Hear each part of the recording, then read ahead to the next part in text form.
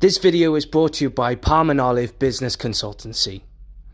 Yeah, well, it's interesting because when you mention Bill Skarsgard, I I seem to it's like this um modern Lon Chaney. He's been in a lot Yes, of he's been in a you're lot right. of horror films.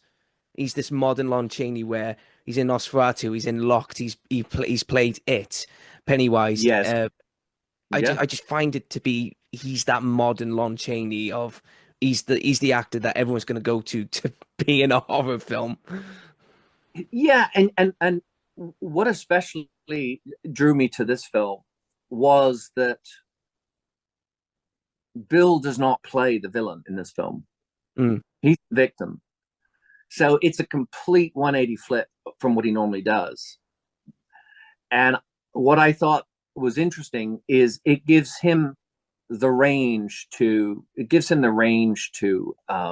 really explore his humanity, really explore what does it mean. The film is not about someone trapped in a car. The film is, what does it mean to be human? What does it mean to, you know, what is the social contract we have with neighbors? What is the social contract we have with, like what's the expected behavior?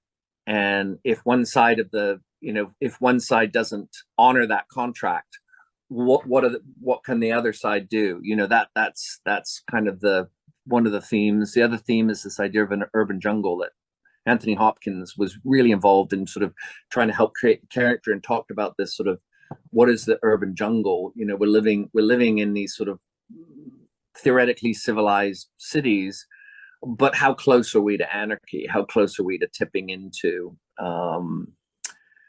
complete chaos? And I think that's really the film really boils down to, what do we care about most in life? And that's where I think the film has this wonderful undertone of Bill's character changes. He goes from this opportunist, and we see this arc of, as he goes through this process, of what becomes really important to him. What does he care about?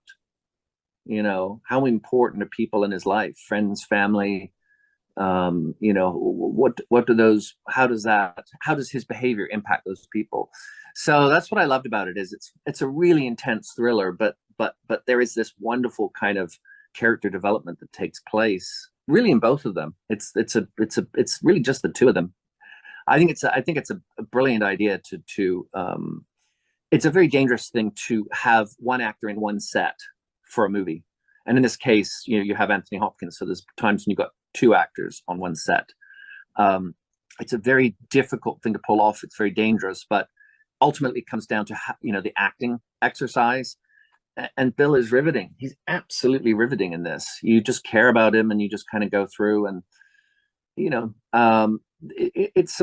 was similar to Mia Goth. In Pearl, I don't really understand how she didn't get an award nomination for that performance, because in Pearl she plays this psychopath who you genuinely care about. You genuinely relate to her and care about her.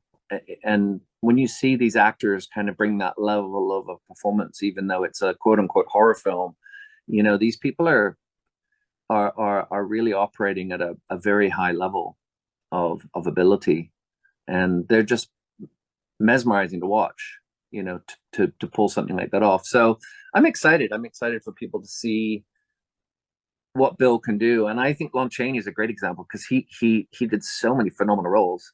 Even in the Hunchback of Notre Dame, he plays this character who's highly empathetic. He's a monster, but you care about him. mm. I love those. I love horror films where you really connect with the character and can empathize with the character, because I think they're much more heightened if you care about the characters and you care about their journey. Thank you guys for tuning in to the Creative Space Podcast channel. Make sure you like, share, and subscribe to the channel so you can be notified for more content in the future. Thank you once again.